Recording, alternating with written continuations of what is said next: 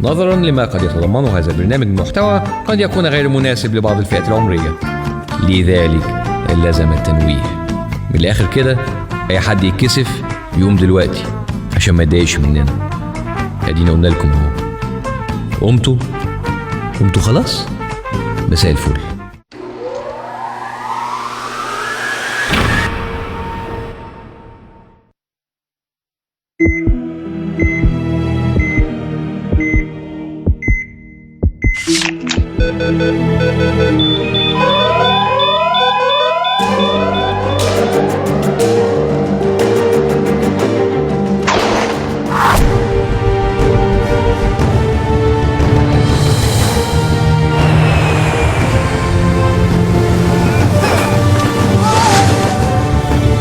والآن مع برنامج البرنامج مع باسم يوسف.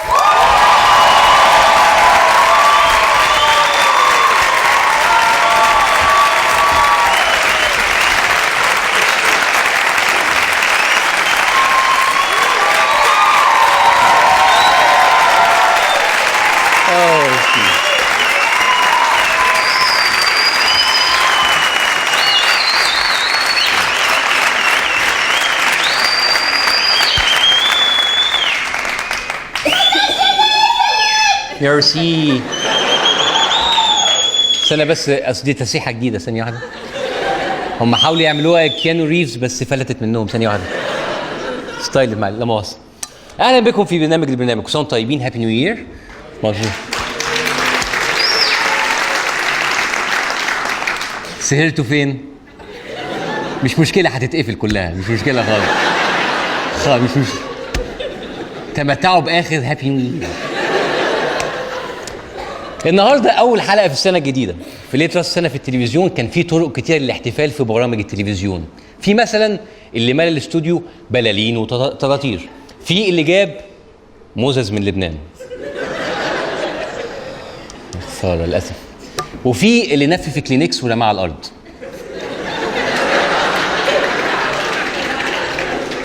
لكن احنا هنحتفل بالسنه الجديده بطريقه مختلفه.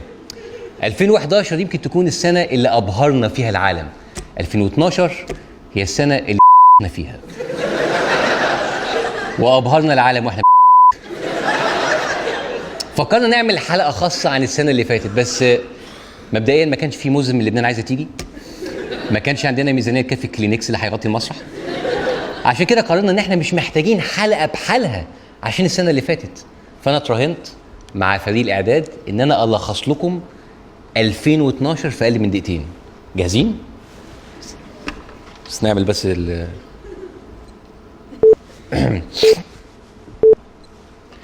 يسقط حكم العسكر. عرس ديمقراطي، عندنا برلمان، مناخير البلكيمي، لن نركع، انتخابات رئاسيه، ابو اسماعيل امريكيه، جوله تانية، مرسي كسب، شفيق كسب، الاخوان نزلوا في كل مكان، مرسي كسب، افتح صدرك في الميدان، اقاله المشير، خلاده المشير، سيده بتضيع، الشاطر وبديع، صديقي الوفي شيمون بنيس، علاقتنا مع امريكا، النيس، حل البرلمان، اين البرلمان؟ حكومه زي الفل، براءات للكل، عندنا بابا جديد، الاهلي حديد، موقعة الاتحاديه مواقع اباحيه، حصار الدستوريه شريعه وشرعيه، اين البرلمان؟ انا سعيد انك سالتني السؤال ده. مشي النائب العام وديه الفاتيكان، مش هيمشي النائب العام، طلع له اعلان دستوري، قرار جمهوري، علي المهدي قلع الثاني، ابو تريكه طلع اخواني، يسقط حكم المرشد، النباتات، حاره مسدوده 5 6 7 3 4، ما ذنب النباتات؟ اين البرلمان؟ لن نركع تاني، هاتوا لي راجل، جابوا لك راجل، جابوا لي راجل، تكفير المسلمين، تكفير المسلمين، تهجير مسيحيين، هنشوف ايام سود، نرحب باليهود.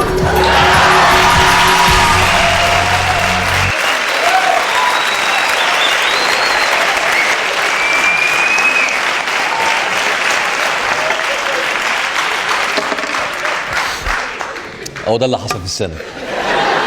كانت سنة ما يعلم بها الا ربنا، سنة بنت كلب. الحمد لله خلص 2012.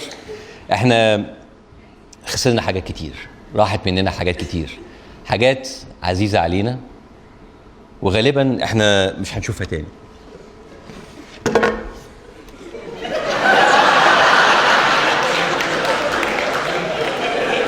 توحشنا يا غالي. عشان كده كخدمه من البرنامج ده خليه هنا بس عشان الحاجات دي بتتاخد. لا مؤاخذه لا مؤاخذه. احنا بس هنا اهوت، احنا خدمه من البرنامج، احنا قدمنا هنا اهوت خدمه مصرفيه ان احنا حاطين سعر الصرف معانا. يبقى معانا اهو طول البرنامج. ثانية واحدة.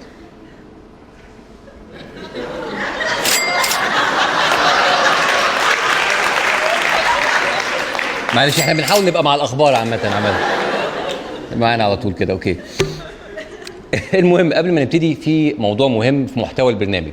الناس اللي في البيوت يمكن تكون شافت التنويه اللي قبل البرنامج، بس حضراتكم لسه ما تعرفوش البرنامج بقى للكبار فقط.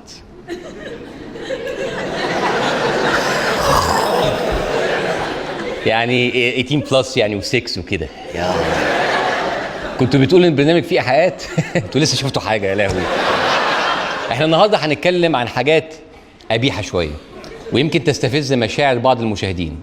احنا بندي الفرصه اهوت للي بيتفرج مع اهله انه يقوم اهله. ويا ريت لو في اطفال سيدات او ناس بتتكسف يا ريت يقوموا. قمتوا نيمتوا العيال عشان البرنامج مش انا حذرتكم عشان ما حدش يشتكي خلاص، عشان الموضوع ممكن يكون فيه ايحاءات مش ظريفه. احنا النهارده هنتكلم عن خطاب الرئيس.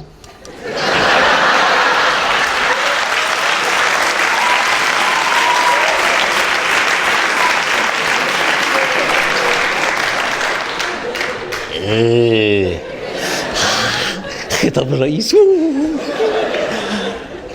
بس قبل خطاب الرئيس تعالوا نشوف ازاي الشعب استقبل خطاب الرئيس.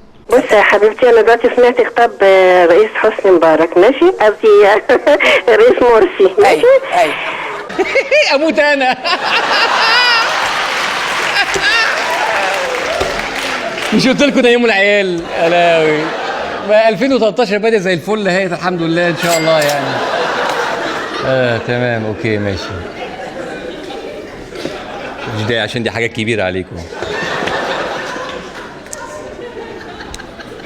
لكل الناس اصحاب النوايا السيئه زيي، انا ما جبتش الفيديو ده عشان اشبه الرئيس مرسي بحسني مبارك ابدا.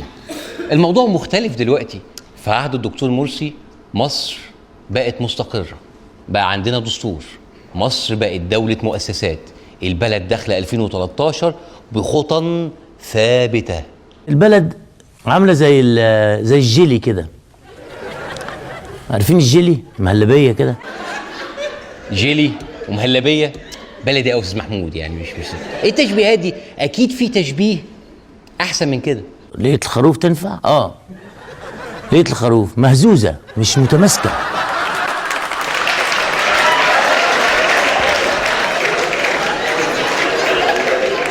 اذا كان كده تنفع ليا، بس بقول لكم يعني هي البلد حالتها صحيح متاخره وجايبين ورا والاقتصاد مدلدل، بس مش ورا ومدلدل كده يعني، مش لدرجه ليا. وبعدين ان شاء الله البلد هتتقدم وبكره اكيد احسن، اكيد في امل. هناك واحنا مسؤولين عن هذه السفينه ان هناك ضوء ساطع في نهايه النفق. ضوء ساطع في نهايه النفق. ضوء ساطع في نهايه النفق؟ احنا بنموت ولا ايه يا دكتور قنديل؟ يعني احنا دلوقتي في سفينه وفي نفق وفي ضوء ساطع في اخره. طب ما ممكن يكون واحد مولع سيجاره في اخر نفق بيشتغلنا. يمكن سفينه تانية جايه عكسه بتقلب نور. لا احنا ما ينفعش نمشي هلهلي كده. النور الساطع ده هو هنوصل له امتى؟ مفيش الا الريس، هو اللي هيطمنا. يا ريس قول لنا، طمنا صحيح يا ريس، احنا خلاص بنموت. نعم هذه حقيقة. يا ريتك ما اتكلمت، يا ريتك ما اتكلمت. معلش هو قصده فعلا في مشاكل بس هنعديها. طب يا ريس قول لنا كلمة تانية تكون جديدة على الناس في مصر. مصر لن تفلس ولن تركع. لن تركع تاني؟ ليه؟ يا ريتك ما قلتها يا ريس. من ساعة ما سمعناها من السنة اللي فاتت واحنا مكفيين على بطننا يا ريس. معلش اظن احنا اتلسوعنا جامد. اقول لك كلمة في سرك، في ناس بتقول ان مصر هتفلس. رد عليهم يا ريس، احنا فعلا هنفلس؟ من يقول ذلك؟ إن الذين يتحدثون عن الإفلاس هم المفلسون. من يقول ذلك؟ مين ابن الكلب اللي قال كده؟ طمنتني يا ريس. هم المفلسون يا ريس. اللي بيقول كده، اللي يقول ان بلدنا فيها مشكله، هو اللي مفلس. الريس بصراحه قال لنا يعني ارقام خياليه على خياليه يعني اي حد يقول عكس الكلام ده يبقى هو اللي مفلس. أكد البنك المركزي المصري على وصول احتياطي النقد الأجنبي إلى الحد الأدنى والحرج. نحن في وضع حرج للغاية. نحن هنشوف أيام عجب. احتياط النقد في مستوى حرج، والرئيس مرسي يشيد بالنمو. الوضع الاقتصادي عندك لا شيء، انت على الحديده. لا، ده انت مش على الحديده، انت على الخشبه. البنك المركزي يقول هنخش في المرحله الحرجه، الاحتياطي في وضع حرج. يعني على الحديده صعب، يعني الحديده يمكن نبيع الحديده شويه، انت على انت تحت. البنك المركزي بعد الخطاب طلع قال مصر في ازمه.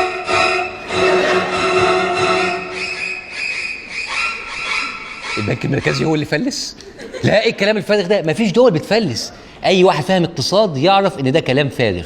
مفيش دول بتفلس. الدول لا تفلس. اللي يفلس شركة أو مصنع. الحمد لله، شركات مصانع هي بس اللي بتفلس. فعلا مفيش دول بتفلس. المصانع بتقفل، الاستثمارات بتوقف، الناس ما بتلاقيش شغل، ما بتلاقيش اكل، البنوك بتقفل، العمله بتنهار. ده مش افلاس، ده خراب بيوت. بالنسبه للدول اللي ما فلستش، عندك مثلا اليونان لقت الاتحاد الاوروبي يديها 200 مليار يورو، واحنا بنهيص على 2 مليار وديعه من هنا و4 مليار قرض من هنا. او زي الارجنتين اللي حصل فيها انهيار العمله، قفل بنوك، ضياع مدخرات. بس الحمد لله الارجنتين دلوقتي كويسه وبتكسب كاس العالم، ورئيسها اياميها هرب بالطياره هليكوبتر. يلا عقبالنا، انا قصدي على كاس العالم.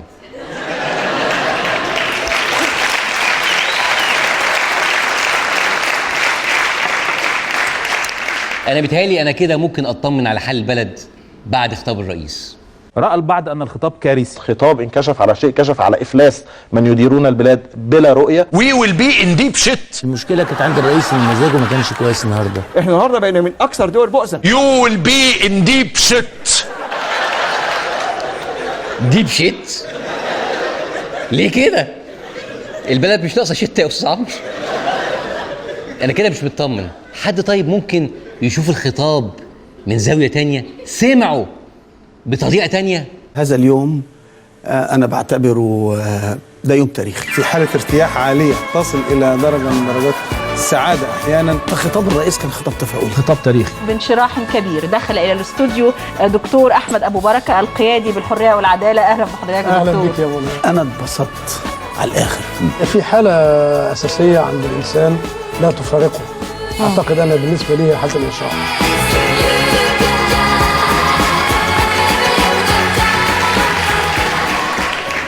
انتوا سمعتوا نفس الخطاب؟ سمعتوا نفس الخطاب؟ على العموم والله يطمنكم، الشعب كله بيشكر لكم ومنشرحين على الآخر.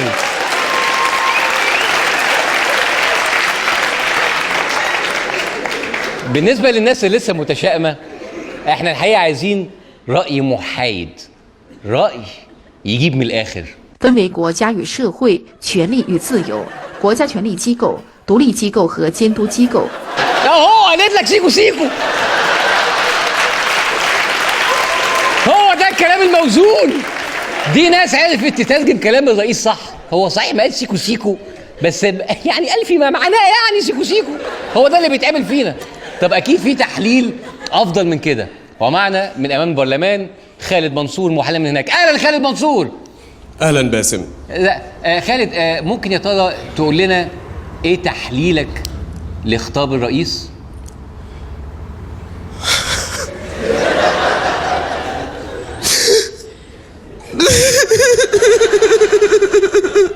خالد شكرا خالد، شكرا ميرسي ده. انا مش فاهم ليه التشاؤم ده الحقيقه. انا ما كانش قدامي غير ان انا اسال بنتي ناديه. انتوا عارفين ناديه هي اكتر واحده بتتابع خطابات الرئيس. فلما سالتها وشافت الخطاب ده كان رد فعلها.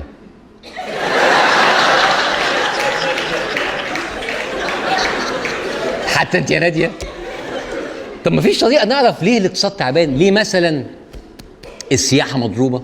كما شهدت السياحة زيادة ملحوظة، ولولا الأحداث التي خرج فيها البعض عن سلمية العمل السياسي لاستمرت هذه الزيادة المضطردة. فعلا في بعض الناس اللي خرجوا عن السلميه وبهدلوا السياحه وعطلوا مسيره البلد. الناس دول مثلا نزلوا ضربوا الناس في الاتحاديه، ما كانش لجماعتك دعوه بيهم خالص. دستور اتكتب غصب عن عين المحكمه الدستوريه اللي جماعتك ما حصلتهاش خالص. اما بالنسبه للاستقرار والمصالحه الوطنيه فكان كده في جمعيه تاسيسيه واحد ربنا يسامحه وعد باعاده تشكيلها ورجع في كلامه. الواحد ده كان انت يا ريس. بس في وسط التشاؤم ده في اي حاجه بنتقدم فيها؟ في اي حاجه نقدر نقول اننا اتحسنا فيها؟ تقرير عن تدهور ترتيب مصر في قائمة الدول الفاشلة. تراجع الترتيب من المركز 45 إلى المركز 31 خلال عام واحد فقط.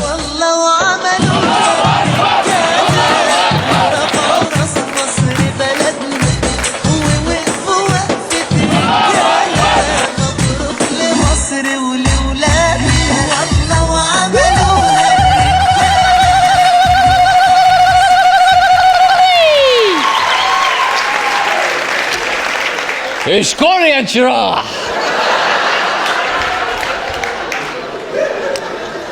شوفوا احنا محتاجين نعرف مين المتسبب في حالة التأخر وعدم الاستقرار اللي احنا فيه. ليه البلد اتأندلت كده؟ عشان كده انا برضه راهنت فريق العمل ان انا الخص لكم الاسباب دي في اقل من دقيقة. جاهزين؟ ستوب ووتش اهي، جاهزين؟ اسباب تدهور البلد. أهلي وعشيرتي. بس كده، نراكم بعد الفاصل.